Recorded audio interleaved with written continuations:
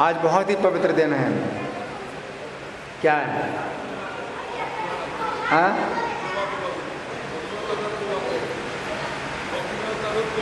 भक्ति विनोद ठाकुर का तिरुभाव दिवस है। आज बहुत पवित्र दिन है। श्रील भक्ति विनोद ठाकुर का तिरुभाव दिवस है। उनकी मूर्ति यहाँ रखी है, तो दिन भर से उनका दर्शन हो रहा है, श्रील भक्ति विनोद ठाकुर का। और दूसरा भी है आज विशेष दिन। आज दो त्यौहार हैं। दूसरा त्यौहार क्या है? गदाधर पंडित का तिरुभाव। गदाधर पंडित का तिरुभाव दिवस है। तो आज दो बहुत ही पवित्र दिन हैं। तो पहले हम भक्ति विनोद ठाकुर के बारे में सुनेंगे कि श्रील भक्ति विनोद ठाकुर कौन है। हमारी गुरु परंपरा में जो प्रभुपाद जी को आप देख रहे हैं, है ना, तो प्रभुपाद के गुरु कौन है? भक्ति सिद्धांत सरस्वती ठाकुर। और भक्ति सिद्धांत सरस्वती ठाकुर के गुरु कौन है? गौर किशोरदास बाबा जी महाराज। उनके गुरु कौन है?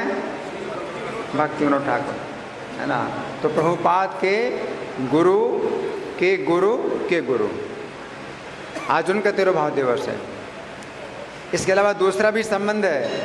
प्रभुपाद के गुरु भक्ति सिद्धांत सरस्वती ठाकुर, उनके पिता हैं भक्ति विनोद ठाकुर, उनके पिता हैं। तो भक्ति विनोद ठाकुर भक्ति सिद्धांत सरस्वती ठाकुर के गुरु हैं और उनके पिता भी हैं। तो भक्ति विनोद ठाकुर के द्वारा बहुत बड़ा योगदान प्राप्त हुआ। एक तो श्री चैतन्य की जन्मभूमि का जो है पता चला। भगवान चैतन्य की जन्मभूमि का इन्होंने पता लगाया। ये बहुत बड़ा गौड़ी वैष्णवों के लिए एक बहुत बड़ा योगदान। और इनके द्वारा लिखे हुए बहुत से भजन हैं जो कि हमारे जो गौड़ी वैष्णव हैं वो गाते हैं। और कुछ तो भजन ऐसे हैं जो रोज़ गाए जाते हैं हमारे मंदिर में। जैसे अभी राधा माधव, ये भजन ये प्रभुपाद ने सवेरे के प्रवचन के पहले भी और शाम के प्रवचन के पहले भी निश्चित कर दिया। राधा माधव कुंज बिहारी, ये भक्ति विनोद ठाकुर का ही लिखा हुआ है। केवल 4 पंक्तियां हैं और 4 पंक्तियों में बहुत रस है। भक्ति विनोद ठाकुर का ये जो भजन है ये 4 पंक्तियों का है केवल, इसमें बहुत रस है। राधा माधव कुंज बिहारी। सबसे पहले तो राधा माधव का नाम लिया जो क्या करते हैं? कुंज में विहार करते हैं। गोपीजन वल्लभ, गोपियों के पति हैं, गोपियों के प्रेमी हैं। गिरिवरधारी, और गिरिवर जो गिरिराज गोवर्धन है उनका धारण करने वाले। गिरिवरधारी यशोदा नंदन है, यशोदा के पुत्र हैं। और ब्रज जन रंजन, ब्रजवासियों के मनोरंजन करने वाले। यमुना तीर बनचारी, यमुना के तट के वन में विचरण करते हैं। तो इसी 4 पंक्तियों में कितनी लीलाएं आ गई भगवान कृष्ण की, ब्रज की बहुत सी लीलाएं 4 पंक्तियों में आ गई। और बड़ा मधुर है ये जो गीत है, बड़ा मधुर है। तो प्रभुपाद ने इस गीत को निश्चित कर दिया कि सवेरे प्रवचन के पहले गाया जाएगा, शाम के प्रवचन के पहले भी गाया जाएगा, है ना। और भी कोई भजन है जो हम लोग रोज गाते हैं? गौर आरती। गौर आरती क्या है? गोरा जय जय गोरा चांदे आरती को शोभा। ये बंगाली भजन है। तो ये गौर आरती है। तो शाम को जाड़े के दिनों में 6:30 बजे संध्या आरती होती है तो ये गाया जाता है। और गर्मियों में शाम को 7 बजे संध्या आरती होती है, ये गाया जाता है। इसके अलावा और भी है जो रोज़ हम लोग बोलते हैं। भक्ति विनोद ठाकुर के महाप्रसादे गोविंदे, प्रसाद मंत्र। प्रसाद ग्रहण करने के पहले हम लोग प्रसाद मंत्र बोलते हैं। महाप्रसादे गोविंदे नाम। ये तो श्लोक है पद्म पुराण का। शरीरा विद्या जाल जोडेंद्रिय ताहे काल, ये जो बंगाली जो प्रसाद मंत्र है ये हमारे लिए आवश्यक है, हमारी चेतना को शुद्ध करने के लिए। जब प्रसाद ग्रहण करते हैं तो ये प्रसाद मंत्र हम लोग बोलते हैं। तो भक्तिविनोद ठाकुर के द्वारा लिखे हुए बहुत से गीत हैं जो गाए जाते हैं, तो इनके विषय में हम सुनेंगे कुछ। इनका जन्म हुआ था 1838 में, पश्चिम बंगाल के नदिया जिले के अंदर हुआ था। अपने असाधारण प्रचार और प्रचुर लेखन कार्य द्वारा इन्होंने प्रकाशित कर दिया कि चैतन्य महाप्रभु के नित्य पार्षद हैं। ये भगवान चैतन्य के नित्य पार्षद हैं और भगवान चैतन्य ने इनको भेजा, क्योंकि भगवान चैतन्य जिस हरे कृष्ण आंदोलन की स्थापना कर गए उसको आगे बढ़ाने के लिए भगवान चैतन्य किसी न किसी को भेजते रहते हैं। तो भक्तिविनोद ठाकुर भगवान चैतन्य के द्वारा भेजे हुए भगवान के पार्षद हैं। इन्होंने रक्षा की, इस संप्रदाय की रक्षा की, चैतन्य संप्रदाय की रक्षा की। चैतन्य संप्रदाय में बहुत से अपसंप्रदाय शामिल हो गए थे। भगवान चैतन्य के संदेश को जो दूषित कर रहे थे और अपने को चैतन्य का अनुयायी बताते थे, भक्तिविनोद ठाकुर ने उन सब का पर्दाफाश किया कि ये चैतन्य के संप्रदाय में नहीं है। तो बहुत पाखंड फैल गया था और चैतन्य महाप्रभु के संप्रदाय के नाम पर।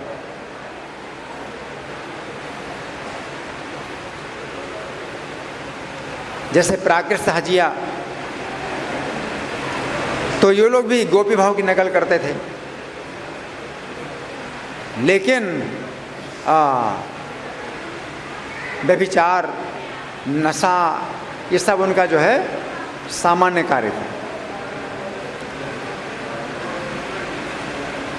तो चैतन्य महाप्रभु के संप्रदाय में सब नहीं है। व्यभिचार, नशा, ये सब चीज़ें चैतन्य महाप्रभु संप्रदाय में नहीं है। तो इस प्रकार से कई संप्रदाय ऐसे थे जो कि अब संप्रदाय थे, चैतन्य संप्रदाय के नहीं थे। भक्तिविनोद ठाकुर ने उन सब का जो है पर्दाफाश किया कि ये लोग जो है वैष्णव परंपरा के नहीं हैं, ये लोग चैतन्य महाप्रभु के संप्रदाय में नहीं हैं, है ना। तो इस प्रकार से असाधारण प्रचार और प्रचुर लेखन कार्य, और लेखन कार्य प्रचुर किया। कितना लेखन कार्य किया पता है? कितना लेखन कार्य किया?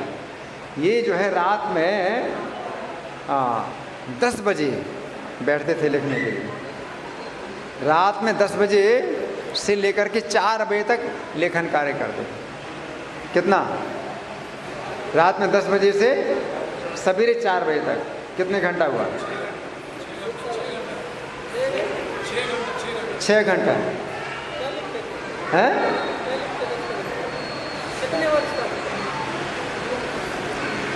कई अपने जीवन में कई सालों तक किया। 100 ग्रंथ लिखे, 100 पुस्तकें लिखी।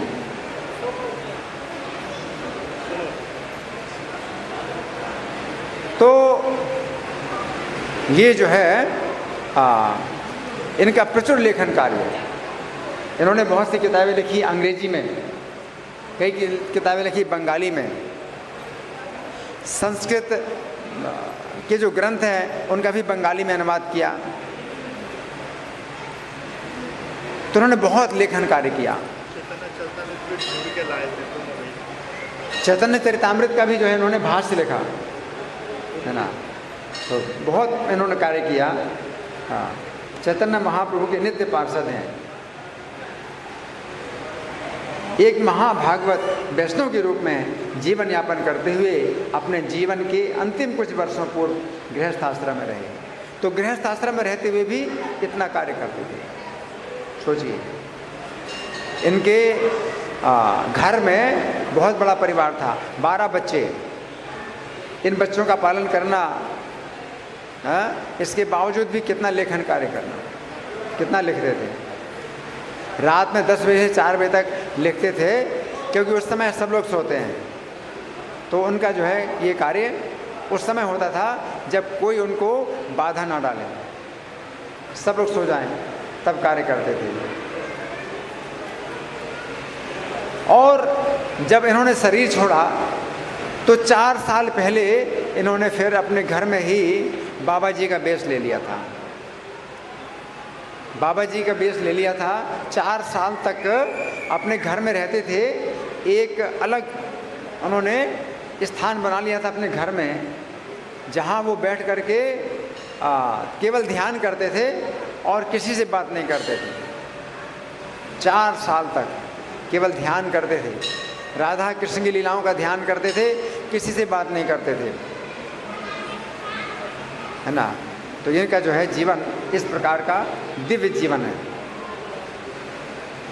जिला मजिस्ट्रेट के रूप में सरकारी पद इन्होंने संभाला। ये सरकारी ऑफिसर थे। उस समय अंग्रेजों का शासन था। अंग्रेजों के शासन काल में किसी भारतीय को इससे बड़ा पद नहीं मिलता था। वो क्या था? जिला मजिस्ट्रेट, जिला न्यायाधीश। तो इनको जो है सबसे बड़ा जो है पद मिला अंग्रेजी शासन में। और उसी नौकरी को करते हुए अपने परिवार का पालन करते थे और 100 ग्रंथ लिखे और भगवान कृष्ण की अनेक प्रकार की सेवा की। दिन भर की सरकारी नौकरी के बाद ये 4 घंटे केवल सोते थे और रात में उठ करके किताबें लिखते थे, है ना।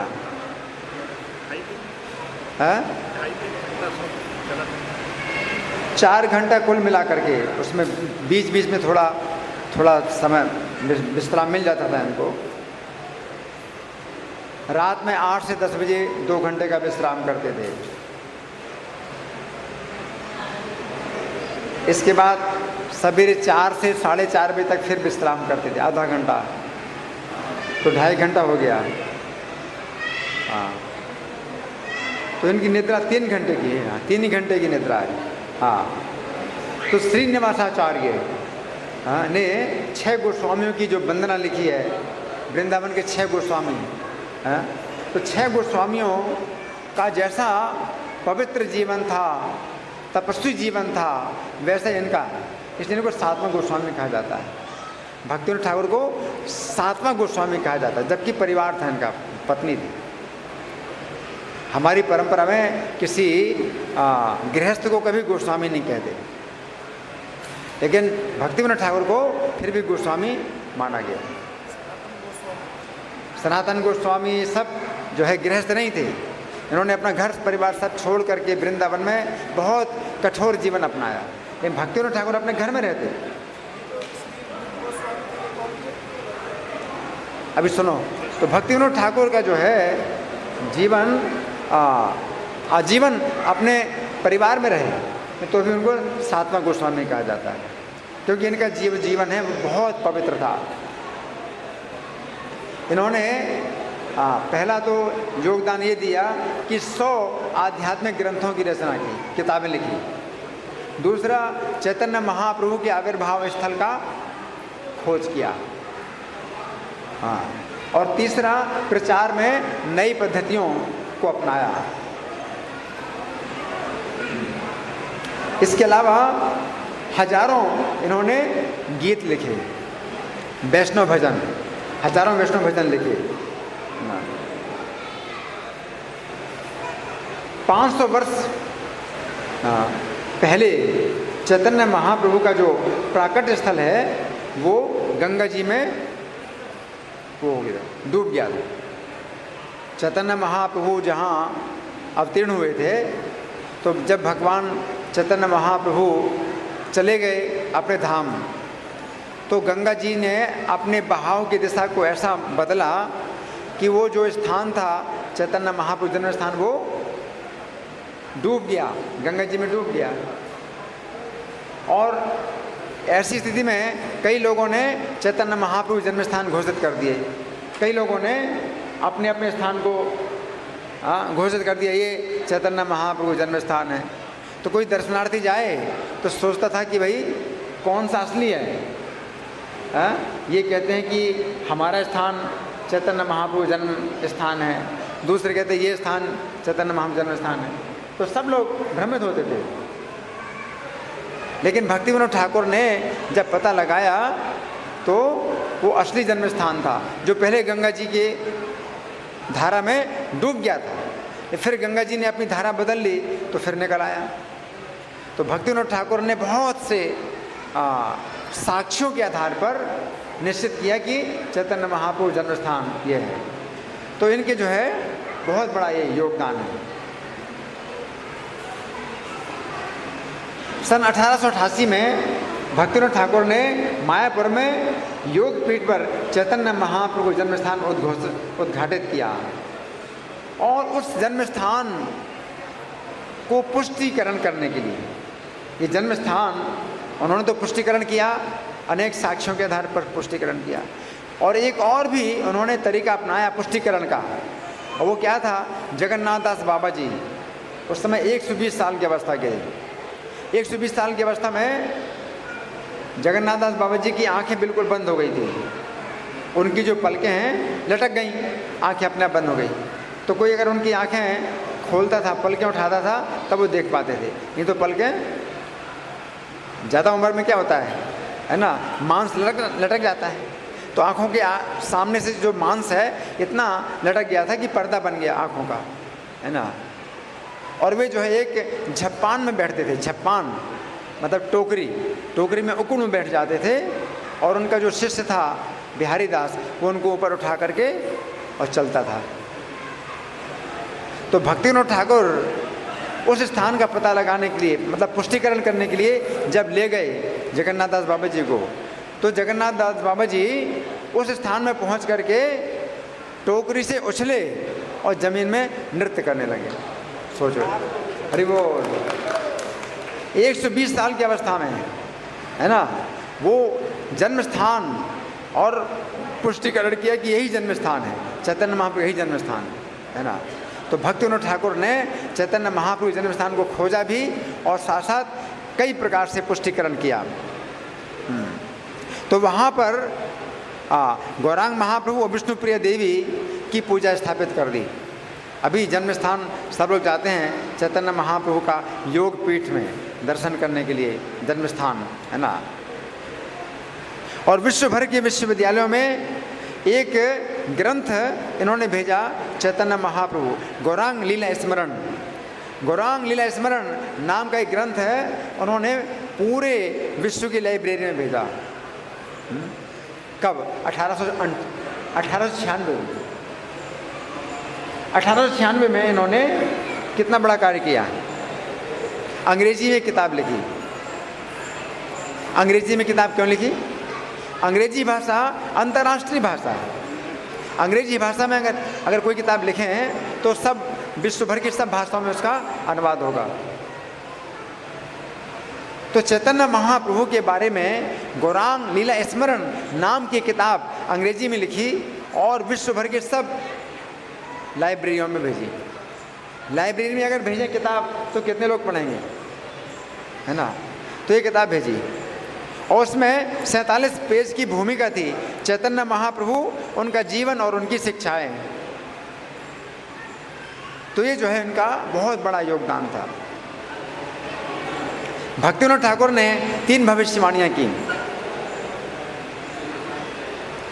पहली भविष्यवाणी की कि शीघ्र ही एक व्यक्ति प्रकट होगा जो चैतन्य महाप्रभु संदेश का प्रचार प्रसार करने के लिए विश्व भर में भ्रमण करेगा। कौन है? प्रभुपाद।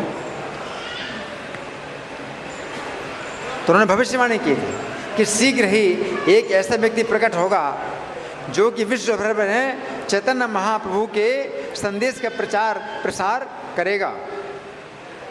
दूसरी भविष्यवाणी थी, शीघ्र ही हरिनाम संकीर्तन का प्रचार प्रसार विश्व भर में होगा। अमेरिका, इंग्लैंड, फ्रांस, जर्मनी, रूस के लोग करताल मृदंग लेकर अपने अपने नगरों में हरे कृष्ण कीर्तन करेंगे। ये भी है, विश्व भर के नगरों में हरे कृष्ण कीर्तन होता है, सड़कों में हरे कृष्ण कीर्तन होता है। ये भविष्यवाणी भी सच्ची हुई। तीसरी भविष्यवाणी थी कि जब गोरे विदेशी मायापुर धाम में आकर बंगाली वैष्णवों के संग में गान करेंगे, जय सच्चिनंदन जय सच्चिनंदन, है ना। तो तीनों भविष्यवाणियाँ सत्य हुई। तो प्रभुपाद ने कहा कि आध्यात्मिक रूप से महत्वपूर्ण है कि वे स्वयं सन 1896 में प्रकट हुए, जिस वर्ष भक्तिविनोद ठाकुर ने अपना ग्रंथ विदेश में भेजा था। 1996 में भक्तिविनोद ठाकुर ने जो अंग्रेजी में किताब लिख करके भेजी थी पूरे विश्व भर में, है ना, उसी सन में प्रभुपाद का जन्म हुआ और प्रभुपाद ने भी इस कार्य को आगे बढ़ाया। प्रभुपाद ने फिर अंग्रेजी में किताबें लिखी और उन किताबों का फिर विश्व की सब भाषाओं में अनुवाद हुआ और अभी भी हो रहा है ना। तो भक्तिविनोद ठाकुर के बारे में काफ़ी बातें हैं। तो इसमें बताया गया है कि 1986 में भक्तिविनोद ठाकुर की तीसरी भविष्यवाणी ठीक 100 वर्षों के बाद पूरी हुई।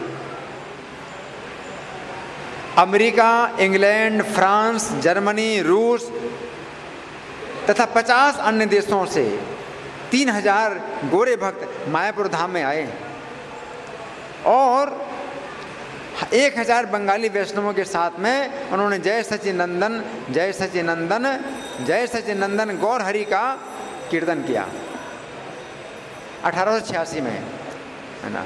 तो 100 साल के बाद इनकी भविष्यवाणी पूरी हुई। देखो 100 साल पहले भविष्यवाणी कर दी थी भक्तिविनोद ठाकुर ने।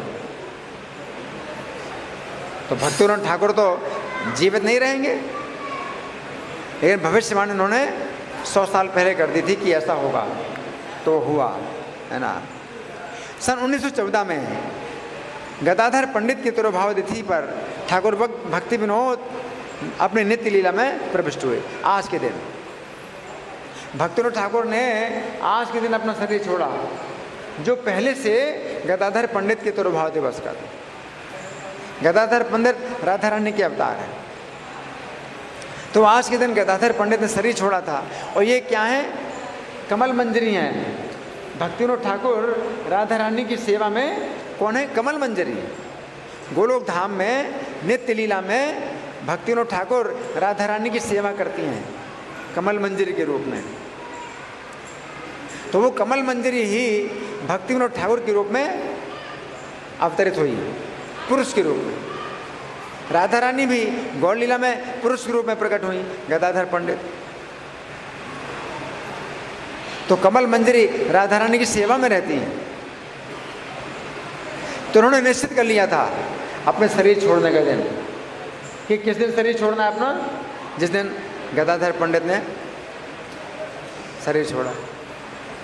ऐसे अपना दिन कौन निश्चित कर सकता है कि भाई किस दिन मैं शरीर छोड़ूंगा? कोई बहुत बड़े जो योगी होते हैं, है ना, वो अपने दिन को निश्चित करते हैं, जो अपने प्राणों को नियंत्रित कर लेते हैं। तो शरीर उस दिन निश्चित करते हैं छोड़ने का जिस दिन उन्होंने सोच लिया। तो भक्तिविनोद ठाकुर ने सोच लिया था कि गदाधर पंडित जो राधा रानी के अवतार हैं, उन्होंने आज के दिन शरीर छोड़ा है, तो मैं भी उस दिन शरीर छोड़ूंगा। तो इस तरह से आज के दिन भक्तिविनोद ठाकुर ने अपना शरीर छोड़ा। चला भक्तिविनोद ठाकुर तिरुभाव तिथि महामहोत्सव की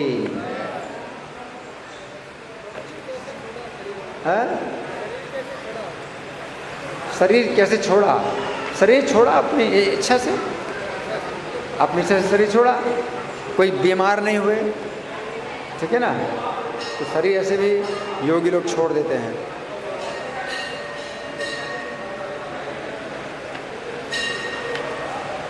अब हम गदाधर पंडित के बारे में सुनेंगे। गदाधर पंडित हमने बताया कि राधा रानी के अवतार हैं और चैतन्य महाप्रभु के लीला में इनका बहुत ही निकट का संबंध है। चैतन्य महाप्रभु के साथ में गदाधर पंडित का जो है बहुत बड़ा योगदान है, बहुत प्रिय। सेवा की भावना, क्योंकि राधा रानी है, तो राधा रानी का कैसा प्रेम है कृष्ण के प्रति, तो वो जो है गदाधर पंडित का चैतन्य महाप्रभु के प्रति था, है ना। तो ये घटना अभी मैं आपको पढ़ के सुनाऊंगा। ये घटना 8 अप्रैल 2019 की है, सुनिए ध्यान से। 8 अप्रैल 2019 की घटना है, यानी 2 महीना के करीब, 2 महीने के करीब हो चुका है। तो इस दिन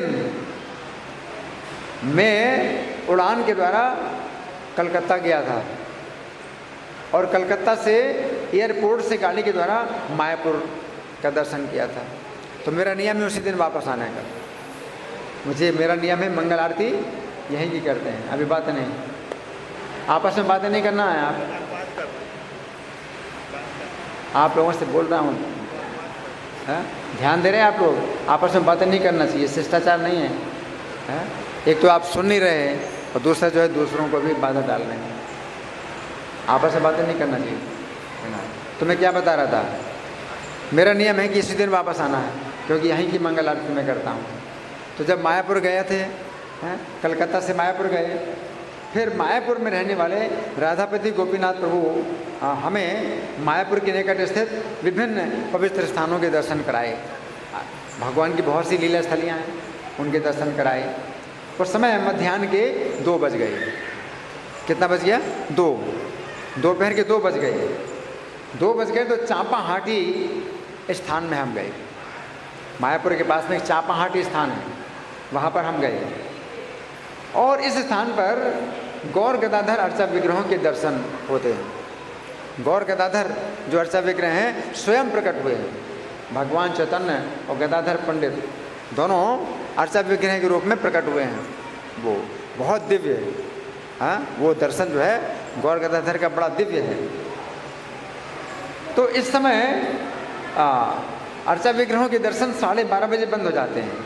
रोज़ का नियम है, 12:30 बजे बंद हो जाते हैं। और हम जब पहुँचे तो 2 बज गया था। अब दर्शन कैसे होगा? अब देखो उन्होंने कैसे दर्शन दिया, ये बहुत आश्चर्य की घटना है। क्योंकि भगवान जानते हैं ना कि मेरा नियम क्या है, मैं तो रोकूंगा नहीं। अब दर्शन अगर नहीं देंगे तो बिना दर्शन के मैं वापस चला जाऊंगा। तो भगवान ने दर्शन दिया। कैसे दर्शन दिया? अब हम तो निराश हो गए कि अर्चा विग्रहों के दर्शन नहीं होंगे। उस समय वहाँ पर रहने वाले नित्यानंद ब्रह्मचारी नाम के पुजारी ने अपना अनुभव बताया। सुनिए बड़े ध्यान से, उन्होंने अपना अनुभव बताया। ये बात तो गौर गदाधर ही जानते थे कि दोपहर के 2 बजे यहाँ पर प्रभु जी आएंगे। वो भगवान जानते थे कि मुझे 2 बजे आना है। भगवान सबको जानते हैं, वो जानते थे। इसीलिए उन्होंने मुझे दर्शन देने के लिए घटना का ऐसा योग बनाया कि वो पुजारी को बीमार कर दिया। पुजारी को बीमार कर दिया। हाँ, एक ही पुजारी है वहाँ। और जिस समय मुझे गौर गदाधर अर्चा विग्रहों का भोग लगाना था उनको, तो अभी कुछ समय पहले ही उन्होंने अर्चा विग्रहों को भोग लगाया था। अब 12 बजे भोग लगाते थे तो 2 बजे भोग लगाया और अब दर्शन खुलना है। हम जब 2 बजे पहुँचे तो अब दर्शन खुलने का टाइम हुआ।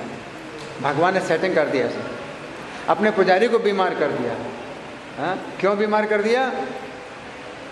उनको पता था कि प्रभु जी आने वाले हैं, तो तुम जो है अभी भोग मत लगाओ मुझे।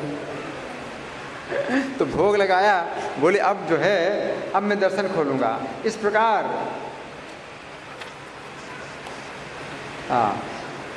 हम लोगों को अर्चा विग्रहों का दर्शन प्राप्त। हम दोनों गए थे। ये अनुभूति तो श्रीमान नित्यानंद ब्रह्मचारी ने अपनी ओर से बताई, परंतु एक अत्यंत आश्चर्य की घटना हुई कि गौर गदाधर अर्चा विग्रहों ने मुझे दर्शन देने के लिए अपने पुजारी को इस प्रकार आश्वस्त कर दिया कि पुजारी नित्यानंद ब्रह्मचारी ठीक समय पर भोग नहीं लगा सके, बल्कि उन्होंने विलंब से भोग लगाया। अपने ऊपर गौर गदाधर की ऐसी कृपा देखकर मैं तथा मेरे संगी अत्यंत विस्मित तथा बार बार हर्षित हुए। अरे वो ये 2 महीने पहले की बात।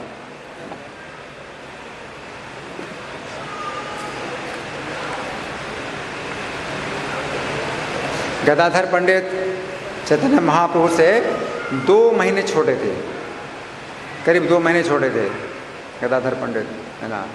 और बहुत इनका अनुराग था, प्रेम था। लेकिन ये गदाधर जो है बचपन से ही बड़े शांत स्वभाव के थे, बहुत शांत स्वभाव के, और कृष्ण में इनका मन अनुरक्त रहता था। और चैतन्य महाप्रभु बड़े चंचल स्वभाव के, बिल्कुल उल्टा। लेकिन चैतन्य महाप्रभु स्वयं कृष्ण है, लेकिन जब तक ना जनाए तो कौन जान सकते। अब गदाधर पंडित राधा रानी है, राधा रानी भी नहीं जानती हैं कि ये उनके ही पति चैतन्य महाप्रभु। और अब चैतन्य महाप्रभु क्या करते हैं, बड़े चंचल स्वभाव के हैं, तो हमेशा क्या करते हैं, छेड़ते रहते हैं। तो क्या करते हैं कि भ्रमण करते समय गदाधर को देखा, रास्ते में देखा गदाधर को देखा तो हंसते हुए दोनों हाथों से गदाधर को पकड़ कर रोक लिया, हंसते हुए रोक लिया गदाधर को। किसने? चैतन्य ने रोक लिया और बोले, गदाधर मेरे प्रश्न का उत्तर दे करके जाओ, मेरे प्रश्न का उत्तर दो। अब इनका हिसाब यही था कि कोई भी प्रश्न पूछेंगे और उत्तर देंगे तो उत्तर को खंडन करेंगे। चैतन्य महाप्रभु हमेशा तंग करते थे ना, तो आप जो भी उत्तर देंगे उसका काट कर देंगे, है ना। तो गदाधर जानते थे कि ये हमेशा तंग करते हैं, तो गदाधर दूर रहते थे। लेकिन चैतन्य महाप्रभु ने पकड़ लिया, बोले मेरे प्रश्न का उत्तर दो, है ना। तो गदाधर ने कहा, अच्छा पूछो, क्या पूछते हो। तो प्रभु ने कहा, मुक्ति का लक्षण बताओ। गदाधर ने शास्त्रों में मुक्ति के जितने अर्थ बताए सब कहे, और महाप्रभु ने सब अर्थों का खंडन कर दिया, ये भी गलत, ये भी गलत, जितने अर्थ बताए सब गलत बता दिए। और बोले, तुम तो उत्तर देना जानते ही नहीं। भगवान ने, गदाधर ने कहा, अब गदाधर ने सोचा कि अब मैं ऐसा उत्तर दूंगा कि फिर कोई उत्तर नहीं मिलेगा इनको। तो कहा, दुखों के आत्यंतिक नाश को मुक्ति कहते हैं। कितना बढ़िया मतलब, दुखों का आत्यंतिक नाश हो जाए वही मुक्ति है, उससे मुक्ति कहते हैं। लेकिन इस अर्थ को भी चैतन्य महाप्रभु ने कई प्रकार से दूषित सिद्ध कर दिया। कोई विद्वान नहीं था जो प्रभु के सामने बोल सके। गदाधर ने सोचा, अब तो भाग कर ही जान बचेगी, अब तो भागने से ही जान बचेगी। प्रभु ने कहा, गदाधर आज घर जाओ, कल तुम जल्दी आ जाना, मैं तुमको मुक्ति का अर्थ अच्छी प्रकार समझाऊंगा। गदाधर प्रभु को नमस्कार कर घर चले गए। इस प्रकार प्रभु सर्वत्र नगर में घूमा करते थे।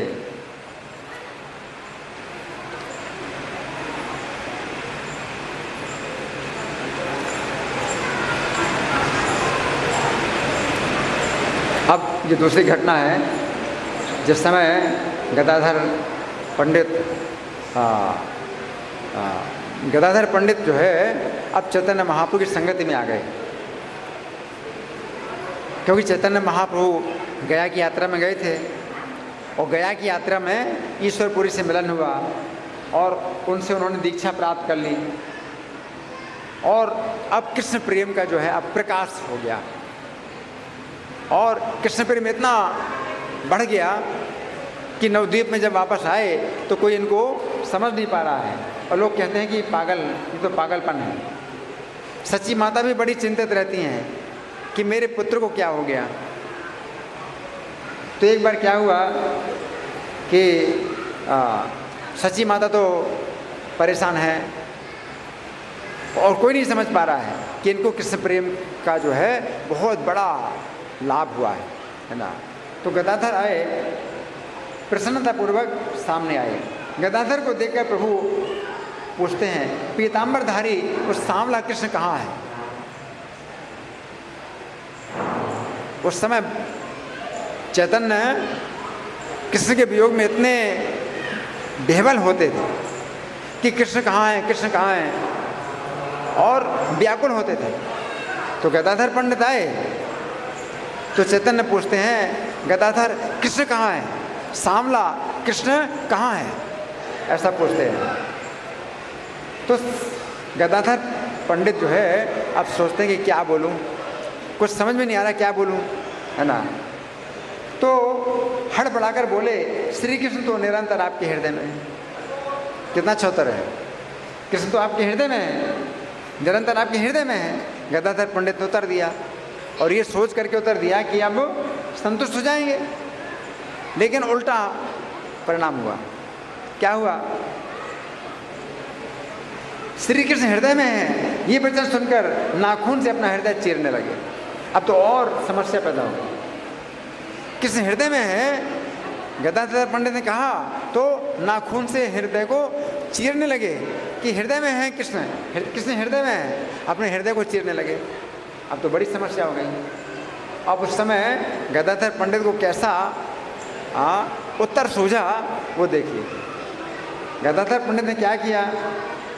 जैसे तैसे दोनों हाथ पकड़े, चैतन्य के दोनों हाथ पकड़े और समझा करके स्थिर किया। गदाधर बोले, श्री कृष्ण अभी आए जाते हैं, थोड़ा स्थिर तो हो जाओ। तुरंत बात को बदल दी, है ना। क्या बोले? कृष्ण अभी आने वाले हैं, थोड़ा स्थिर हो जाओ, अब आने का टाइम हो गया है कृष्ण के, आने वाले हैं, आने वाले हैं। इस प्रकार से स्थिर किया। ऐसा कहते हुए सच्ची माता ने गदाधर को देखा, और सच्ची माता तो इतनी डरती थी कि अपने पुत्र के पास आती ही नहीं थी, इतनी डरती थी, है? लेकिन सच्ची माता ने देखा कि देखो ये बालक थोड़ी उम्र का ही बालक है, लेकिन कितनी बुद्धि है। तो सच्ची माता ने गदाधर से क्या कहा? बड़ी प्रसन्न हुई, मन में सोचती है बालक में ऐसी बुद्धि तो मैंने कभी नहीं देखी, मैं तो डर के मारे पुत्र के सामने नहीं जा सकती हूँ, और इसने बालक होकर के भी कैसे सुंदर ढंग से समझाया। फिर गदाधर से बोली, वत्स तुम तो सदा यहीं रहा करो, इसका साथ छोड़कर कहीं मत जाओ। तो इस तरह से गदाधर पंडित को सच्ची माता भी जो है मतलब ऐसा विश्वास करती हैं कि अगर चैतन्य की रक्षा हो सकती है तो गदाधर साथ में रहे, तब चैतन्य की रक्षा होगी, है ना। बाद में जब चैतन्य महाप्रभु संन्यास लेके जगन्नाथपुरी चले गए तो गदाधर ने भी संन्यास लिया और जगन्नाथपुरी में आ गए। तो गदाधर पंडित को जो है रहने के लिए चैतन्य महाप्रभु ने एक स्थान दिया था। वो स्थान कौन सा स्थान है? टोटा गोपीनाथ का मंदिर। तो गोपीनाथ जी उस समय नहीं थे, गोपीनाथ का अर्चा विग्रह वहाँ नहीं था उस समय। तो चैतन्य महाप्रभु गदाधर पंडित से हमेशा भागवत सुना करते थे। रोज नियम था कि चैतन्य महाप्रभु आते थे गदाधर पंडित के स्थान में भागवत सुनने के लिए, और गदाधर पंडित भागवत पढ़ के सुनाते थे। गदाधर पंडित का जो स्थान था उसके सामने चटक पर्वत है, जगन्नाथपुर में चटक पर्वत है। तो चटक पर्वत को देख करके चैतन्य महाप्रभु एकदम से भावावेश में आ गए। क्या कि गोवर्धन पर्वत है, तो गोवर्धन पर्वत मान करके उसके ऊपर चढ़ने लगे। और जब थोड़ा सा ऊपर चढ़ गए तो उन्होंने मिट्टी हटाई वहाँ की, ऐसे हाथ से कुरेदा। तो हाथ से कुरेदा तो गोपीनाथ जी का अर्चा विग्रह निकला। चटक पर्वत में गोपीनाथ जी का अर्चा विग्रह निकला। तो चैतन्य महाप्रभु ने उनको नाम दिया गोपीनाथ, और गदाधर पंडित को सौंप दिया कि आप इनकी सेवा करो। तो गदाधर पंडित गोपीनाथ की सेवा करते थे, वहीं भागवत पढ़ते थे, चैतन्य महाप्रभु आकर के भागवत सुना करते थे।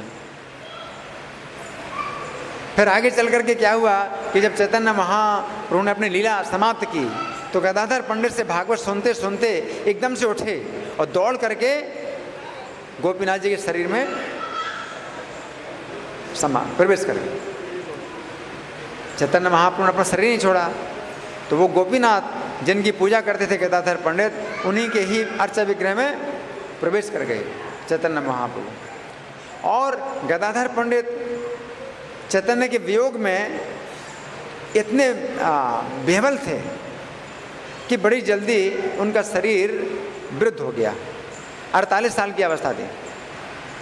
48 साल के चैतन्य महाप्रभु थे तो 2 महीने छोटे गदाधर पंडित थे। तो इतने कम उम्र में गदाधर पंडित का शरीर क्या हो गया? झुक गया, कमर झुक गई। और जो गोपीनाथ अर्चा विग्रह थे उनको माला पहनाने में उनको अब दिक्कत होने लगी है। अगर कमर झुक जाए तो फिर कैसे पहनाएंगे माला, है ना। तो गोपीनाथ को माला पहनाने में दिक्कत होने लगी। तो गदाधर पंडित सोच रहे थे कि अब मैं किसी और को सेवा का भार दूंगा कि मुझसे सेवा नहीं हो रही। लेकिन गोपीनाथ जी गदाधर पंडित की ही सेवा लेना चाहते थे, इसलिए वो क्या हो गए, बैठ गए। तो जो अभी भी बैठे हुए हैं, जैसे आप लोग बैठे ना पालथी मार के, ऐसे ही भगवान बैठे हुए हैं। सोचिए, भगवान कृष्ण का एक ही अर्चा विग्रह है जो ऐसे पालथी मार के बैठा हुआ है। और पालथी मार के बैठे हुए अर्चा विग्रह कभी बनते ही नहीं है। हमेशा कृष्ण के अर्चा विग्रह कैसे खड़े हैं, हर जगह खड़े हैं। नहीं, वो भगवान अभी भी बैठे हुए हैं। गदाधर पंडित के प्रेम के कारण, कि उनकी सेवा लेने के लिए, उनके हाथों से माला पहनने के लिए भगवान बैठ गए हैं। कि अगर तुम झुक गए हो तो मैं भी झुक जाता हूँ, हैं, तो मेरी पूजा क्यों बंद कर रहे हो। तो भगवान भी जो है बैठ गए, है ना। और आगे चल कर के क्या हुआ, आज के दिन गदाधर पंडित ने अपना शरीर छोड़ा। तो शरीर नहीं छोड़ा, गदाधर पंडित ने भी शरीर नहीं छोड़ा। भगवान कृष्ण जैसे दिव्य हैं ऐसे गदाधर पंडित भी राधा रानी हैं, उनका भी दिव्य लीला है। तो गदाधर पंडित आज के दिन उसी अर्चा विग्रह में समा गए, जिसमें चैतन्य समाये थे उसी में वो भी समा गए। आज के दिन गदाधर पंडित ने गोपीनाथ अर्चा विग्रह में प्रवेश किया। तो वो गोपीनाथ अभी भी हैं वहाँ पर, जिनमें चैतन्य महाप्रभु ने प्रवेश किया और गदाधर पंडित ने भी प्रवेश किया। वो भी है, अभी भी दर्शन होता है गोपीनाथ जी का, है ना। तो गदाधर पंडित चैतन्य महाप्रभु के साथ इतने जुड़े थे, इतने ज़्यादा प्रेमी थे कि उनके बिना रह नहीं सकते थे। और सोचिए, चैतन्य महाप्रभु गदाधर पंडित से भागवत सुनते थे, और जब भागवत सुनते थे तो शिक्षा दी उन्होंने, चैतन्य महाप्रभु शिक्षा दी कि हमें भागवत में क्या सुनना चाहिए। तो ज़्यादातर भागवत के जो वक्ता होते हैं वो 10वें स्कंद में चले जाते हैं, और 10वें स्कंद में भी रासलीला का जो है पाठ सुनते हैं। कहते हैं हमें रासलीला सुनना है, रासलीला। लेकिन राधा रानी स्वयं है, गदाधर पंडित स्वयं राधा रानी है, और भगवान के सुनने वाले हैं चैतन्य महाप्रभु हैं। लेकिन सबको शिक्षा देने के लिए चैतन्य महाप्रभु गदाधर पंडित से 2 कथाएं ज़्यादा सुना करते थे। एक तो ध्रुव महाराज की कथा, दूसरी प्रहलाद महाराज की कथा। ध्रुव महाराज की कथा और दूसरी प्रहलाद महाराज की कथा। प्रहलाद महाराज की कथा भागवत के 7वें स्कंद में है। तो प्रहलाद महाराज भी 5 वर्ष के बालक थे और ध्रुव महाराज भी 5 वर्ष के बालक थे। 5 वर्ष के बालक, 5 वर्ष की अवस्था में ध्रुव महाराज को भगवान के कैसे दर्शन हुए, वो कथा है भागवत में। और 5 वर्ष की अवस्था में प्रहलाद महाराज की रक्षा के लिए नरसिंह भगवान कैसे प्रकट हुए, वो भी 5 वर्ष की अवस्था। तो भगवान 5 वर्ष की अवस्था में भी बच्चों की रक्षा करते हैं, अगर उनके साथ अन्याय होता है। तो ध्रुव महाराज 5 वर्ष के बालक थे, उनके साथ अन्याय हुआ है, तो भगवान ने उनका पक्ष लिया, ध्रुव महाराज का पक्ष लिया। 5 वर्ष के बालक, जिस समय कोई अपना नहीं होता है तो भगवान अपने होते हैं। और प्रहलाद महाराज का भी अपना कोई नहीं था, असुरों का समाज था, और उनका पिता जो है उनकी जान का शत्रु था, दुश्मन था। तो नरसिंह भगवान रक्षा के लिए प्रकट हुए। तो 5 वर्ष की अवस्था में किसी व्यक्ति के जीवन में भक्ति आ सकती है, ये दिखाने के लिए चैतन्य महाप्रभु इन 2 कथाओं को 100 बार सुनते थे। बहुत शिक्षा मिलती है ना। नहीं तो सब लोग यही कहते हैं 5 वर्ष के बच्चे को क्यों भक्ति सिखा रहे हो, अभी तो खेलने के, खाने और खेलने के दिन हैं, अभी इनको भक्ति मत सिखाओ, अभी तो खेलने खाने के दिन है। लेकिन प्रहलाद महाराज की कथा और ध्रुव महाराज की कथा से क्या शिक्षा मिलती है कि भगवान की शरण 5 वर्ष की अवस्था में ही लेना चाहिए।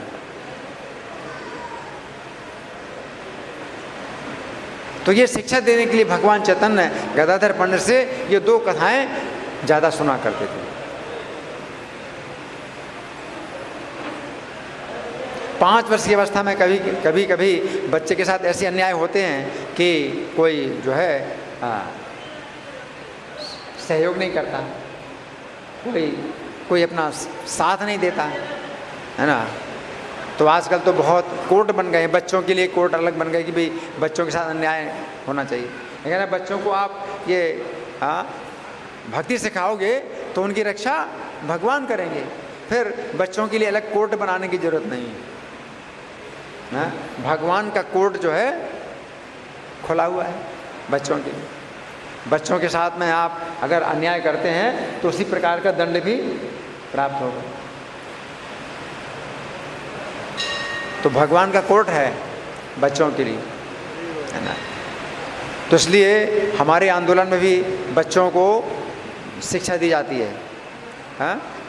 तो बच्चों के लिए प्रचार के बहुत कार्यक्रम हैं, छोटे छोटे बच्चों के लिए। और इस अवस्था में अगर कुछ शिक्षा दी जाती है तो वो जीवन को बदल देती है, क्योंकि कोमल अवस्था है, बच्चे की अवस्था बड़ी कोमल होती है। उस अवस्था में अगर कोई शिक्षा दी जाए और कुछ पाठ सिखाया जाए तो बच्चे के जीवन भर के लिए वो स्थायी हो जाता है। तो भगवान ने जो है गदाधर पंडित से ये कथाएं विशेष रूप से सुनते हुए ये शिक्षा दी है। कौमार आचरित प्राज्ञो धर्मान भागवताने हैं कि कुमार यानी 5 वर्ष की अवस्था से भागवत धर्मों का आचरण करना चाहिए। दुर्लभम मानुषम जन्म, मनुष्य जीवन दुर्लभ है। गदाधर पंडित का नित्यानंद प्रभु के साथ में बहुत प्रेम था। अगर वैसे देखा जाए तो राम अवतार में गदाधर पंडित सीता महारानी के हैं, सीता महारानी है, और राम अवतार में जो नित्यानंद प्रभु हैं वो लक्ष्मण जी हैं, है ना। तो चैतन्य और गदाधर और नित्यानंद ये कौन है? राम सीता लक्ष्मण, राम सीता लक्ष्मण ही है ना। तो नित्यानंद प्रभु और गदाधर पंडित का परस्पर कैसा प्रेम था इसमें बताया गया है कि कैसा प्रेम था कि गदाधर पंडित ने ये नियम बनाया था कि उस व्यक्ति से बात नहीं करना है जो नित्यानंद प्रभु की निंदा करे। गदाधर पंडित ने ये नियम बनाया था कि ये उस व्यक्ति से बात कभी नहीं करेंगे जो नित्यानंद प्रभु की निंदा करता है। और नित्यानंद प्रभु भी ऐसे ही, उन्होंने भी नियम बनाया है। गदाधर पंडित को जो प्रिय नहीं है तो उसको उसका मुंह वो भी नहीं देखते, नित्यानंद प्रभु भी मुंह नहीं देखते। ऐसा प्रेम, एक दूसरे से प्रेम, इतना प्रेम था, है ना, कि एक का अगर अप्रिय हो तो दूसरा भी उससे बात नहीं करेगा। ऐसा प्रेम है ना। और चैतन्य महाप्रभु दोनों के केंद्र में हैं। जैसे सीता और लक्ष्मण के केंद्र कौन है? राम है। राम से ही प्रेम करते, लक्ष्मण भी, सीता भी राम से प्रेम करते। इस प्रकार से तो अभी हमने चर्चा की गदाधर पंडित के बारे में और भक्ति विनोद ठाकुर के बारे में। अब आप लोगों की ओर से कोई प्रश्न है, कोई चर्चा? हाँ जी,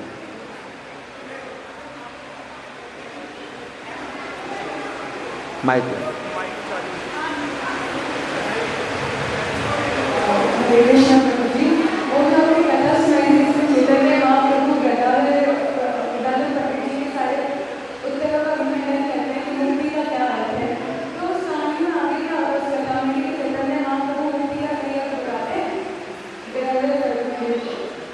फिर से बोलो जरा, फिर से बोलो।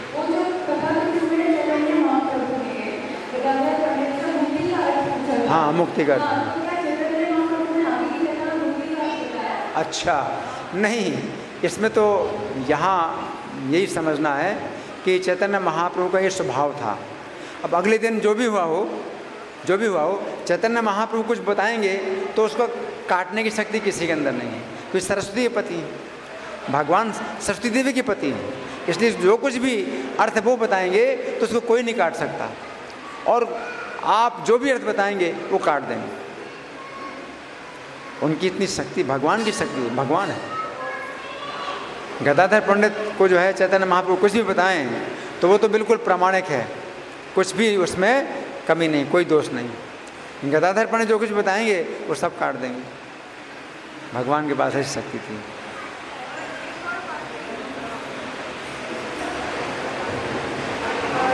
प्रश्न ऐसे है कि चैतन्य महाप्रभु है वो राधा और कृष्ण दोनों के ही रूप है अवतार है, तो फिर जो गदाधर पंडित है वो राधा रानी का अवतार है। हाँ, अच्छा प्रश्न है। गदाधर पंडित ने चैतन्य महाप्रभु जो है वास्तव में राधा के भाव में भगवान कृष्ण हैं। भगवान कृष्ण ने राधा का भाव स्वीकार किया, तो राधा भाव सुबलित, चैतन्य महाप्रभु राधा के भाव में, उन्होंने राधा के भाव का आस्वादन करने के लिए राधा रानी का भाव ले लिया, है ना। अब राधा रानी के अंदर वो भाव नहीं रहा जो चैतन्य महाप्रभु के पास आ गया, लेकिन वो सेवा में हमेशा रहते हैं। तो राधा रानी जो है कृष्ण की सेवा में रहती हैं, भाव तो उन्होंने ले लिया, है ना, लेकिन उस भाव का कैसे आस्वादन करें उसका गाइडेंस भी तो चाहिए। तो गदाधर पंडित राधा रानी के रूप में उनको गाइड करने के लिए थे, ठीक है ना। चोरी तो कर ली, राधा रानी के भाव की चोरी कर ली, लेकिन उसका आस्वादन कैसे करें उसका भी तो तरीका पता होना चाहिए। तो गदाधर पंडित जो है राधा रानी के अवतार हैं, लेकिन इस समय वो जो है उनका भाव तो चैतन्य महाप्रभु के पास है, लेकिन वो उसमें सहायता करने के लिए, ठीक है ना।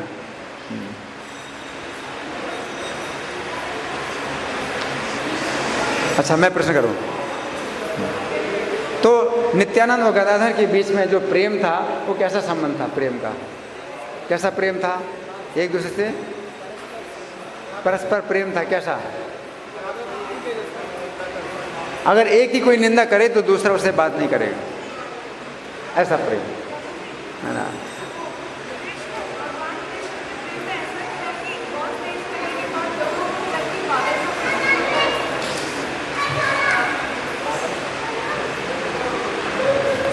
भगवान कृष्ण का प्रेम है, चैतन्य महाप्रभु को भगवान कृष्ण से प्रेम हो गया, तो और वो बातों से प्रेम होने लगा, ये कैसे? चैतन्य महाप्रभु जब कृष्ण के प्रेम में जब वो प्रलाप करते थे तो कोई समझ नहीं पाता था, और ज़्यादातर लोग जो है मतलब पाखंडी थे, कीर्तन का ही विरोध करते थे। तो पाखंडी थे तो वो तो और ज़्यादा कहते थे कि वो इनको पागलपन हो गया है। श्रीवास पंडित जो है जो महाभागवत थे, वो जब आए सची माता के घर में और जब देखा तो उन्होंने कहा कि ये महाभागवत का जो है प्रेम है, ये प्रेम जो है शिव और ब्रह्मा भी चाहते हैं, ऐसा प्रेम, ये तो ऐसा प्रेम है। सच्ची माता को समझाया कि आप चिंता मत करो, ये तो कृष्ण का प्रेम है, दुर्लभ प्रेम है जो इनको प्राप्त हुआ है। तो जब श्रीवास पंडित ने बताया तब सच्ची माता को प्रबोध हुआ कि हाँ अब ठीक है। तो श्रीवास पंडित बड़े सम्मानित थे। चैतन्य महाप्रभु ने कहा कि इसमें कोई आपको शंका करने की ज़रूरत नहीं है और चिंता करने की ज़रूरत नहीं है, ये तो दुर्लभ प्रेम है जो शंकर और ब्रह्मा को भी नहीं प्राप्त हुआ, ऐसा प्रेम है, श्रीवास पंडित ने बताया।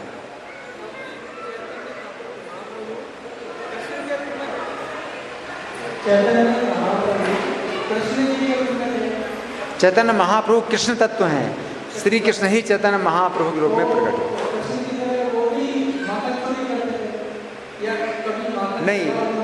नहीं, इस अवतार में चैतन्य महाप्रभु ने कुछ लीलाएं की हैं, इस तरह की, जिस घर में चोरी करना, कुछ लीलाएं की हैं, लेकिन भगवान कृष्ण की तरह बहुत ज़्यादा उन्होंने ऐसा नहीं किया, क्योंकि बचपन से इनकी पढ़ाई फिर शुरू हो गई। और भगवान कृष्ण थे गोप बालक है, पढ़ाई लिखाई होती नहीं थी, तो अशिक्षित बालक की तरह ही चंचलता कर रहे। तो भगवान कृष्ण जो है 11 साल तक पढ़े लिखे नहीं, तो अशिक्षित बालक की तरह चंचलता करते थे। लेकिन चैतन्य महाप्रभु फिर बाद में पढ़ाई लिखाई उनकी शुरू हो गई, तो फिर वो मतलब जैसे शिक्षित बालक होता है उस प्रकार से फिर कुछ जो है कुछ चंचलता करते थे और कुछ जो है शांत भी रहते थे, ठीक है ना।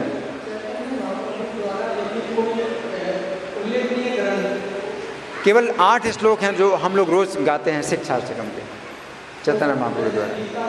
अब धन्यवाद। श्रील गदाधर पंडित तिरुभाव तिथि महामहोत्सव की जय। श्रील भक्तिविनोद ठाकुर तिरुभाव तिथि महामहोत्सव की जय। श्रील प्रभुपाद की जय। राधा पार्थसारथी ललिता विशाखा गौर निताई सीताराम लक्ष्मण हनुमान की जय।